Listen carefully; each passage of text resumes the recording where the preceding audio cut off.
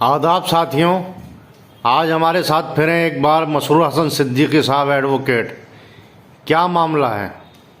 मामला यह है जनाब कि आज इलाहाबाद हाई कोर्ट का एक फैसला आया है जो कि मदरसे से मुताल्लिक है। और मदरसा आप जानते हैं कि दीन के किले हैं। मदरसा जो है वो दीन के किले हैं जहाँ पे बच्चे इस्लामिक एजुकेशन लेते हैं, कुरान की, हदीस की, फ़िक़ह की और उसके साथ साथ अरबी और फ़ारसी वगैरह की।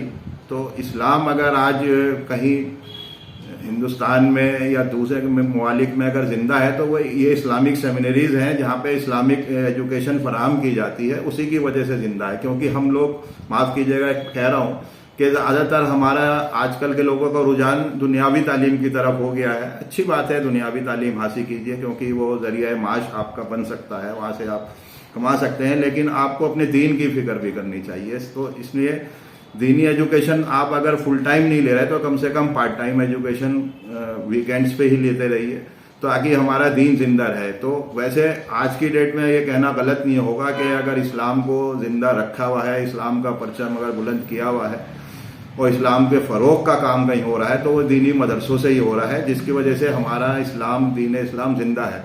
आपको मिसाल दूंगा स्पेन की। स्पेन में क्या हुआ कि स्पेन में इस्लाम ख़त्म कैसे हुआ? वो इसी तरह हुआ कि इस्लाम वहाँ पे पहले स्पेनिश, वहाँ जो स्पेन के लोग थे उनकी जो मकामी लैंग्वेज थी उसको ख़त्म किया गया और उनकी जो दीनी दरसगाह थी, मदरसे जो थे मुसलमानों के, उसको ख़त्म किया गया। तो जब वो सब चीज़ें ख़त्म हो गई तो उसके बाद स्पेन में इस्लाम मज़हब भी ख़त्म हो गया, जो आज आप देख रहे हैं कि स्पेन में इस्लाम मज़हब नहीं है। तो हमें अगर अपने दीन को बचाना है, अपनी कल्चरल रिलीजियस आइडेंटिटी को बचाना है और इस्लाम का हमें चलना है तो हमें दीनी मदरसों का क़याम भी करना पड़ेगा, उनको अच्छे रखरखाव में ताउन भी करना पड़ेगा और दीनी मदरसों के हर परेशानी में उनके साथ खड़ा होना पड़ेगा। तो एक गलत बात है, बात हो रही थी कि इलाहाबाद हाई कोर्ट का जो फैसला आया है 2004 में यूपी गवर्नमेंट ने एक एक्ट बनाया, UP board of Madrasa education, जिसके तहत उन्होंने एक बोर्ड को कायम कर दिया और जितने भी मदरसे थे यूपी में उनसे कहा गया कि आप हमारे रजिस्ट्रेशन कराइए। उसके बाद ये मदरसा एजुकेशन बोर्ड पूरा कंट्रोल करता है उन मदरसों को, उनके एग्जामिनेशन को, उनको टीचिंग के शेड्यूल को, उनका पूरा कंट्रोल। जैसे और बोर्ड्स होते हैं जैसे CBSE है, ICSE है या यूनिवर्सिटीज़ हैं, उनका एक सेंट्रलाइज एग्जामिनेशन सिस्टम होता है, एग्ज़ाम पेपर सेट होते हैं सेंट्रलाइज, वो सब जगह जाते हैं और उसके बाद फिर एग्ज़ाम कॉपीज़ को चेकिंग करने का और फिर रिजल्ट डिक्लेयर करने का पूरा एक तरीका होता है। तो ये यूपी मदरसा एजुकेशन बोर्ड उस चीज़ के लिए कायम किया था यूपी गवर्नमेंट ने सन 2004 में। अब इसको एक साहब ने चैलेंज किया, अंशुमन सिंह राठौर हैं, उन साहब ने चैलेंज किया कि जनाब ये अनकॉन्स्टिट्यूशनल है यूपी मदरसा एजुकेशन बोर्ड, क्योंकि राइट टू इक्वलिटी का वायलेशन है। किसी एक कम्युनिटी के रिलीजियस इंस्टीट्यूशंस को यहाँ पे खालिसतन रिलीजियस एजुकेशन इम्पार्ट की जा रही है, उसको ये गवर्नमेंट के पैसे से स्टेट फंडिंग इसको नहीं हो सकती, तो लिहाजा इसको अनकॉन्स्टिट्यूशनल डिक्लेयर किया जाए। और आज के फैसले में इलाहाबाद हाई कोर्ट की डिवीजन बेंच थी जस्टिस विवेक चौधरी की और जस्टिस सुभाष विद्यार्थी साहब की, जिन्होंने इसको अनकॉन्स्टिट्यूशनल करार दिया है और यूपी मदरसा बोर्ड एक्ट जो है 2004 का, उसे स्ट्राइक डाउन कर दिया है। तो आज की ये बात है जो हम आपसे शेयर करने के लिए आए। ये जो मामला है ये कब शुरू हुआ, किसने पिटीशन डाली, उनका मकसद क्या था, उनकी हैसियत क्या है, क्या वो सोशल वर्कर हैं, क्या वो एडवोकेट हैं या वो किसी पॉलिटिकल पार्टी के नुमाइंदे हैं?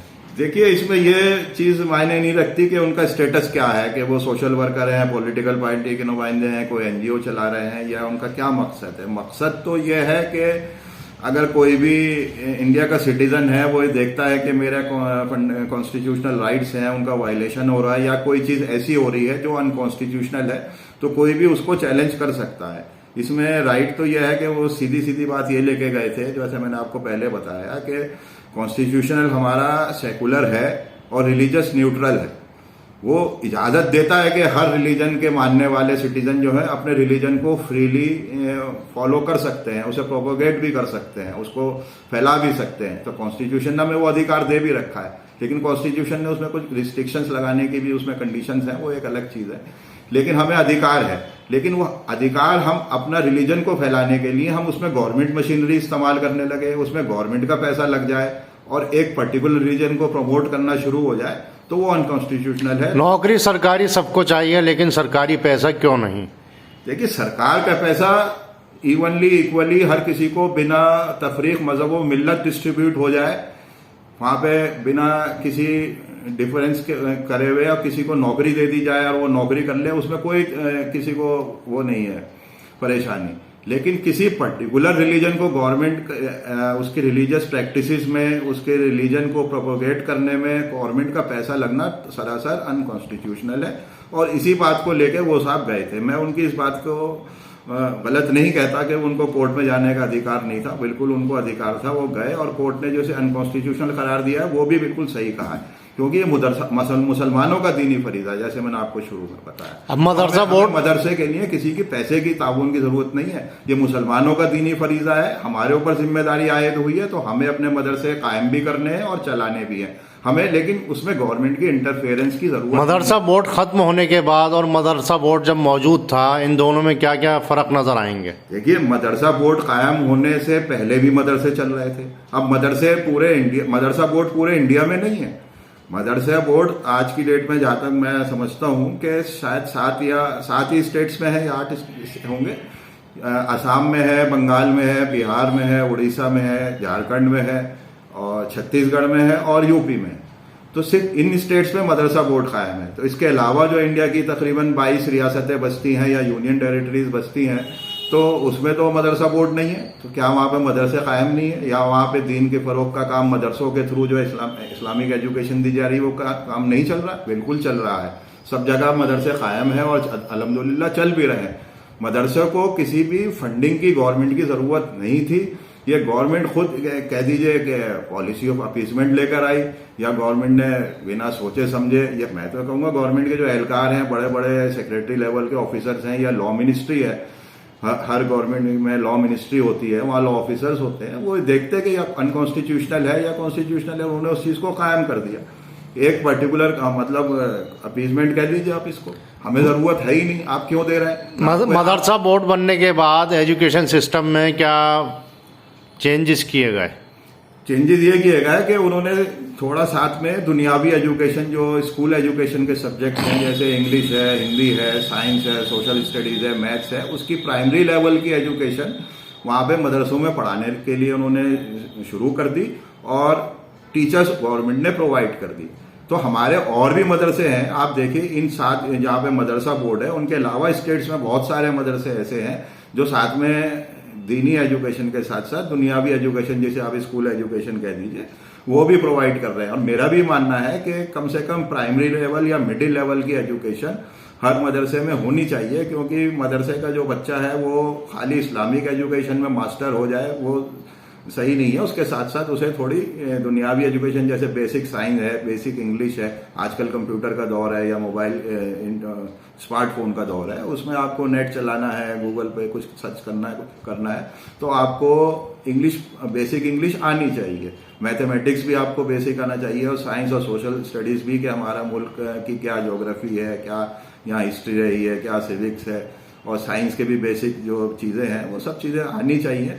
तो उसके मैं खिलाफ नहीं हूँ। हमने भी अपने कई मदरसों में एक बच्चों को प्राइमरी एजुकेशन प्रोवाइड कराई है, और उसके बाद उनको ओपन स्कूल से 10th कराते हैं, 10th के बाद वो 12th करते हैं, और मदरसा एजुकेशन रिकग्नाइज्ड है बहुत सारी यूनिवर्सिटीज में, जहाँ के मदरसा के जो बच्चे फारिग होते हैं उन्हें एक ब्रिज कोर्स करा के डायरेक्ट उनको ग्रेजुएशन में एडमिशन दे दिया जाता है। तो मदरसा एजुकेशन वैसे मैं बताऊं कि फुल फ्लेज कोर्स है, निसाब है, उसके साथ अगर आप दुनियावी एजुकेशन को जोड़ देंगे तो ये भी हो सकता है कि वो बच्चे के ऊपर इतना बोझ हो जाए कि जो उसका फुल फ्लेज कोर्स है, सिलेबस है, उसके अलावा आप उसे इस्लामिक एजुकेशन देने लगेंगे तो उसके ऊपर इतना बोझ ना पड़ जाए। तो मैं तो एक कहावत है ना, जैसे वो ना दीन का रहा ना दुनिया का रहा, तो वो ना तो दीनी एजुकेशन सही तरह ले पाएगा और ना दुनियावी में वो फुल फ्लेज एजुकेशन ले पाएगा। तो इतनी इंफॉर्मेशन दी जाए उसको दुनियावी एजुकेशन की, जो बेसिक एजुकेशन हो, जिससे उसका जो सिलेबस है दरस निज़ामी का वो कहीं मुतासिर ना हो, और वो जो उसका बेसिक एम है कि इस्लामिक एजुकेशन हासिल करके उसे आगे जाना है। इस्लामिक एजुकेशन हासिल करके सिर्फ इतना ही नहीं है कि वो इस्लामिक एजुकेशन मदरसे से फारिग करके उसकी एजुकेशन पूरी हो जाए, उसके बाद भी लोग ग्रेजुएशन करते हैं, पोस्ट ग्रेजुएशन करते हैं। बहुत सारे मैं लोगों को मैं जानता हूँ जिन्होंने इस्लामिक स्टडीज़ में पीएचडी तक कर रखी है, या डिफरेंट सब्जेक्ट्स में, या अरबिक में या पर्शियन में उन्होंने पीएचडी कर रखी है। और बहुत सारे लोग हैं जो मदरसे से फारिग होते हैं, वो सिविल सर्विसेज में भी क्वालिफाई करते हैं, एमबीबीएस में भी क्वालिफाई करते हैं, इंजीनियरिंग में भी जाते हैं। तो हर तरीके में मदरसे के बच्चे को ये नहीं कह सकते कि दे आर लैगिंग बिहाइंड, वो और लोगों से कुछ पीछे है। लेकिन ये उसके हर मदरसे के ऊपर डिपेंड करता है कि वो बच्चों को किस तरह की एजुकेशन फराहम कर रहे हैं। तो मदरसा बोर्ड हो या ना हो, उससे मदरसे की जो एजुकेशन है उस पर कोई फर्क नहीं पड़ता। मदरसे वाले अगर इस चीज़ के लिए राजी हों कि वो प्राइमरी एजुकेशन जो स्कूल एजुकेशन के सब्जेक्ट्स हैं वो मदरसे के बच्चों को, मदरसा बोर्ड होने की वजह से क्या इनको मदरसे से जो फारिग बच्चे हैं, तालिब इल्म हैं, उनको नौकरियां मिलने में आसानी रहती? क्या सरकार उनको नौकरियां देती? नहीं, देखिए नौकरी मिलना नहीं मिलना तो इंडिविजुअल केस पे डिपेंड करता है कि उस गवर्नमेंट की कोई गारंटी नहीं है कि आप मदरसा बोर्ड से अगर फारिग हो गए तो आपको गवर्नमेंट जॉब मिल जाएगी, या आप मदरसा बोर्ड के नहीं हो तो आपको नहीं मिलेगी। ऐसा कोई उसमें वो नहीं है गुंजाइश।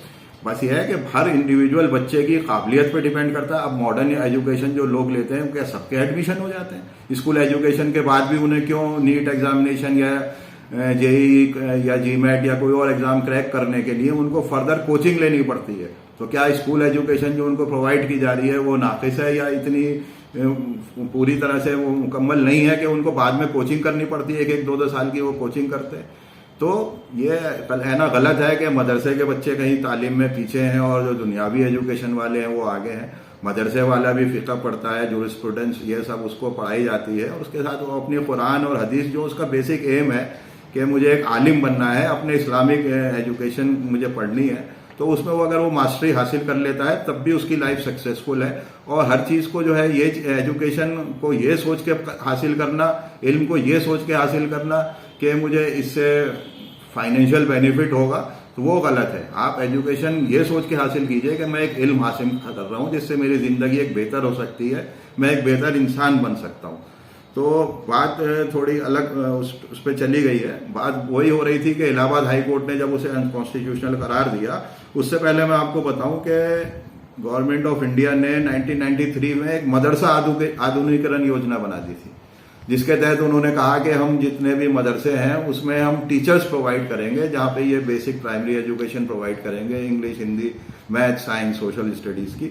उसके तहत उनको सैलरी गवर्नमेंट ऑफ इंडिया के फंड से आती थी, और कुछ सैलरी यूपी गवर्नमेंट भी उनने ऐड कर दी थी 2-3 हज़ार रुपये, जिसमें 12,000 समझिए कि सेंट्रल गवर्नमेंट का उसमें शेयर था और 2-3 हज़ार रुपये यूपी गवर्नमेंट का था। उसके बाद एक 2008 में इस स्कीम को और मॉडर्नाइज किया गया, जिसको नाम दिया गया scheme for providing quality education in Madrasa, SPQEM, जिसके तहत भी वही टीचर्स प्रोवाइड किए गए थे। और मुख्तार अब्बास नकवी साहब जब मंत्री थे उन्होंने एक 3T स्कीम लेकर आए, जिसमें उन्होंने कहा 3T से मतलब हुआ टीचर, टॉयलेट एंड टिफिन। मतलब हम टीचर भी प्रोवाइड करेंगे, टॉयलेट प्रोवाइड करेंगे मदरसों में, और टिफिन प्रोवाइड करेंगे, जैसे मिड डे मील वगैरह आता है हमारे बाकी स्कूलों में। तो उन्होंने कहा हम टिफिन भी प्रोवाइड करेंगे और टीचर और टॉयलेट। तो मैं बताऊं कि हमें इन चीज़ों की ज़रूरत नहीं थी।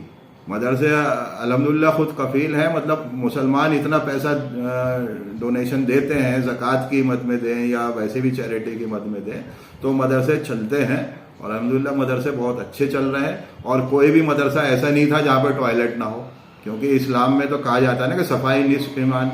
हमारे यहाँ तो हर टाइम पाकी का कॉन्सेप्ट है, और मदरसे में जो पढ़ रहा है जाहिर सी बात है वो 5 टाइम नमाज भी पढ़ते हैं, और जब कुरान को भी हाथ लगाते हैं तो कहते हैं पहले पाक हो, पाक होने के बाद हाथ लगाओ। तो हम तो टॉयलेट तो हमारे ऑलरेडी मौजूद है, तो ये टॉयलेट वाली बात भी गलत थी।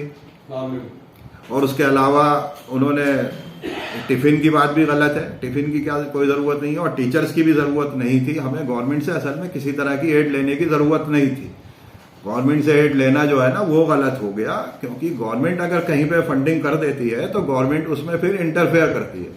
गवर्नमेंट का इंटरफेरेंस हमें नहीं चाहिए। ये हमारे खालिसतन जो हमें फंडामेंटल राइट आर्टिकल 29 में दिया गया है, और आर्टिकल 30 में जो हमें कॉन्स्टिट्यूशनल राइट दिया गया। मदरसे दीन के किले हैं, क्या मुतवल्ली और कमेटियां बादशाह?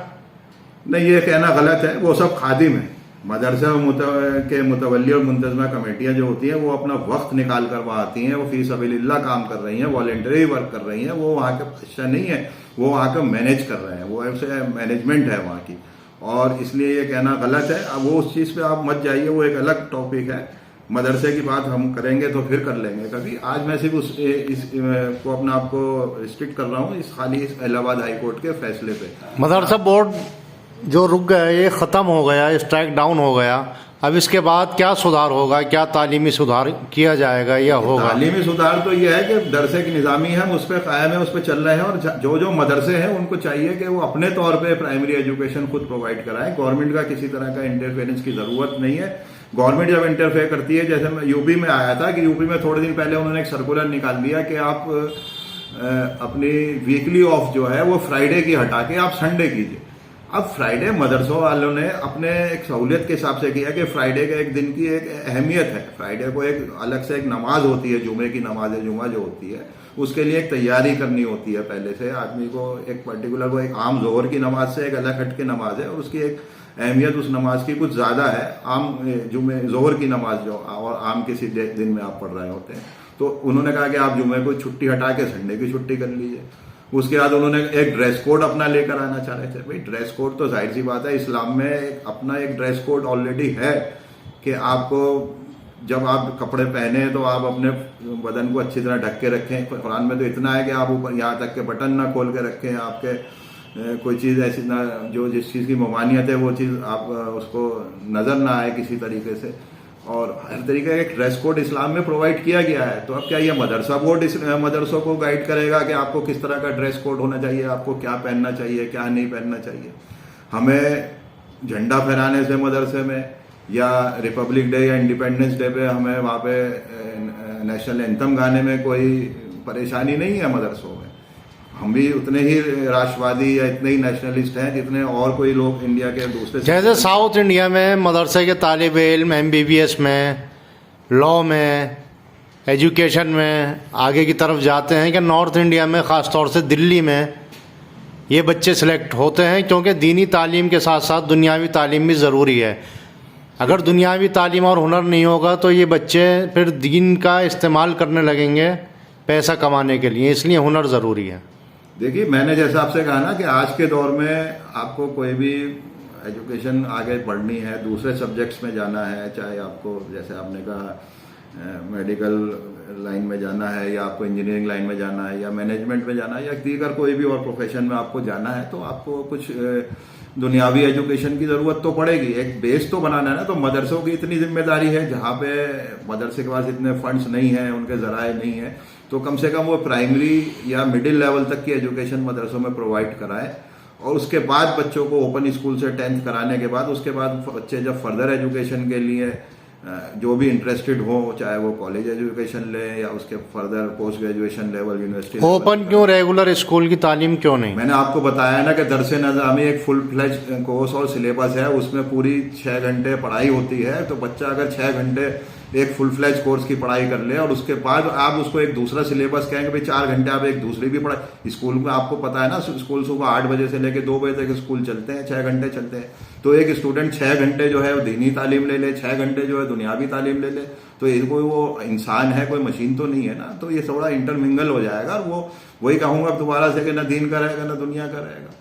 तो उसको कम से कम उसने एक चॉइस करी है कि मुझे दीनी एजुकेशन लेनी है, तो आप उसे दीनी एजुकेशन ले लीजिए। साथ में उसके साथ उसको आप दुनियावी एजुकेशन का एक छोटा सा एक उसको दे दीजिए कि वो 1 घंटे या 2 घंटे साथ में दुनियावी एजुकेशन, प्राइमरी एजुकेशन जो ले ले। और उसके बाद जिनका इंटरेस्ट हो, जो चाहते हैं कि हमें फर्दर इस लाइन में भी जाना है, तो वो उनको वो मिडिल भी करें। और उसके बाद ओपन के बाद फिर जब ये कोर्स जो है 6 साल का या 7 साल का जब वो कोर्स कर लेते हैं, उसके बाद उनके पास लाइफ में अपॉर्चुनिटी है, वो कर ले। तो उसको कोई मुदाखलत नहीं है हमारी मदरसे वालों की, ना मदरसों की तरफ से कोई रोकथाम है। बहुत सारे बच्चे हमारे ऐसे हैं कि कुछ हॉस्टल में रहने वाले हैं, कुछ डे स्कॉलर होते हैं जो अपने घरों से आते हैं पढ़ने के लिए और उसके बाद वो चले जाते हैं। उसके बाद बहुत सारे बच्चे वो हैं कि जो बाहर जाने के बाद अपनी तालीम ले रहे हैं। वो बच्चों के माइंड सेट के ऊपर है, उनका रुझान किस तरफ है। ज़बरदस्ती आप उनके ऊपर 2-2 सिलेबस नाफिज कर दें तो वो बच्चे के साथ बिल्कुल ज्यादती होगी और मैं उसे नाइंसाफ़ी कहूँगा। मदरसा बोर्ड ख़त्म हो गया, स्ट्राइक डाउन हो गया, कहीं अगला नंबर वक्फ का तो नहीं? नहीं, देखिए वो बात छोड़िए, वक्फ का नंबर नहीं है, वो तो एक अभी जब होगा देखा जाएगा। लेकिन मदरसा जो मैं आपको बताया था कि मदरसा कायम करना, रिलीजियस इंस्टीट्यूशंस कायम करना, अपनी रिलीजियस आइडेंटिटी को बचाना, अपनी लैंग्वेज को बचाना, अपनी एथनिसिटी को बचाना, ये सब हमारे कॉन्स्टिट्यूशन में हमें राइट्स दिए गए हैं माइनॉरिटीज को। आर्टिकल 29 जो एक फंडामेंटल राइट है और आर्टिकल 30 एक कॉन्स्टिट्यूशनल राइट है, जिसमें कहा गया है कि कोई भी सिटीजन किसी भी रिलीजन को बिलोंग करता हो या किसी भी लिंग्विस्टिक माइनॉरिटी को बिलोंग करता हो, उसे राइट है अपने एजुकेशनल इंस्टीट्यूशन को एस्टेब्लिश करने का और एडमिनिस्टर करने का। साथ ही उसे राइट है अपनी लैंग्वेज को, स्क्रिप्ट को, अपने कल्चर को, जैसे आप देखते हैं आए दिन उर्दू पे जो अटैक हो रहे हैं, तो हमें पूरा राइट है कि हम अपनी लैंग्वेज को, अपने स्क्रिप्ट को, अपने कल्चर को बचाएं। और स्टेट, लेकिन स्टेट जो ये मदरसे के साथ कर रहा था वो गलत था। बाकी स्टेट हमको रोक नहीं सकता कोई भी रिलीजियस इंस्टीट्यूशन या एजुकेशनल इंस्टीट्यूशन कायम करने के, जो कि राइट हमें आर्टिकल 29 से और आर्टिकल 30 से मिलता है। तो इसलिए ये 2-3 केस हैं। इसमें एक Islamic academy of education versus state of Karnataka, supreme court ने डिसाइड किया है, बहुत अच्छा केस था, जिसमें उन्होंने कहा राइट टू माइनॉरिटीज़ है कि वो अपने एजुकेशनल इंस्टीट्यूशन को मैनेज भी कर सकते हैं, एडमिनिस्टर भी कर सकते हैं और कायम भी कर सकते हैं। उसी के बाद एक आया था कि गवर्नमेंट क्या हमारे ऊपर कोई लैंग्वेज थोप सकती है। गवर्नमेंट कह देगी हमारी state language so and so है और आपको ये पढ़ना पड़ेगा। तो कोर्ट ने कहा कि हाँ, गवर्नमेंट जो है DAV Jalandhar college versus state of Punjab में, पंजाब गवर्नमेंट ने कहा था कि स्टेट लैंग्वेज हमारी पंजाब है, तो सब बच्चों को पंजाबी लैंग्वेज पढ़नी पड़ेगी। तो इसलिए स्टेट जो है रीजनल लैंग्वेज को प्रमोट कर सकता है, लेकिन स्टेट किसी रिलीजन को प्रमोट नहीं कर सकता।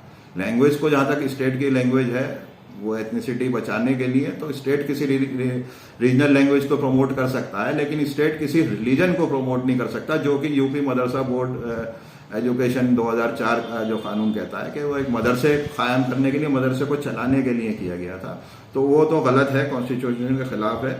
और स्टूडेंट्स को भी कोर्ट ने ये कहा था कि उनको राइट है कि वो अपनी मदर टंग में एजुकेशन रिसीव करें। इसीलिए ये उर्दू मीडियम स्कूल्स में अगर वो पढ़ रहे हैं तो ये भी उनका एक संवैधानिक अधिकार है कि वो उर्दू मीडियम स्कूल में अगर पढ़ना चाहते हैं तो वो पढ़ें उसके अंदर।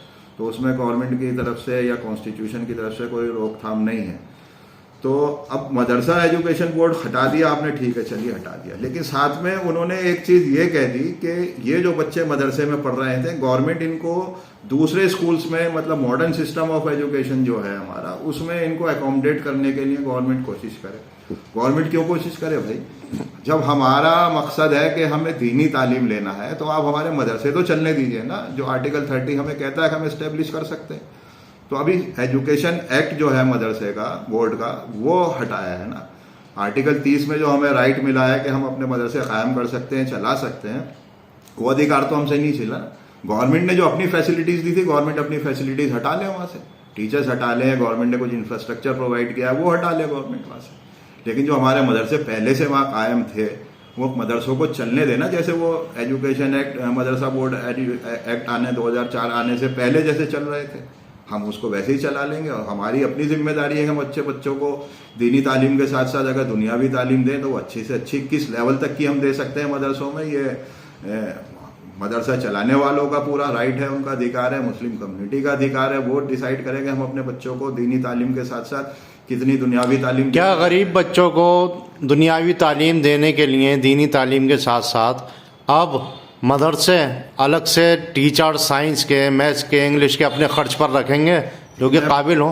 मैं बता रहा हूँ, बहुत सारे मदरसे ऐसे हैं जहाँ वो अपने फंड्स के ऊपर, इन 7 स्टेट्स के अलावा, ये तो 7 स्टेट्स ही है ना, इंडिया तो बहुत बड़ा है, इन 7 स्टेट से ज्यादा, तो वहां भी तो दीनी तालीम के साथ साथ दुनियावी तालीम दीजिए। आपने केरला की खुद बात करी, केरला में कई मदरसे हैं जहाँ पे दीनी तालीम के साथ दुनियावी तालीम दी जा रही है। अभी मैंने एक वीडियो देखा था, वहां से 20 या 25 लॉ ग्रेजुएट्स मदरसे से तालीम हासिल करने के बाद उन्होंने LLB की पढ़ाई करी और वो लॉ ग्रेजुएट हो गए।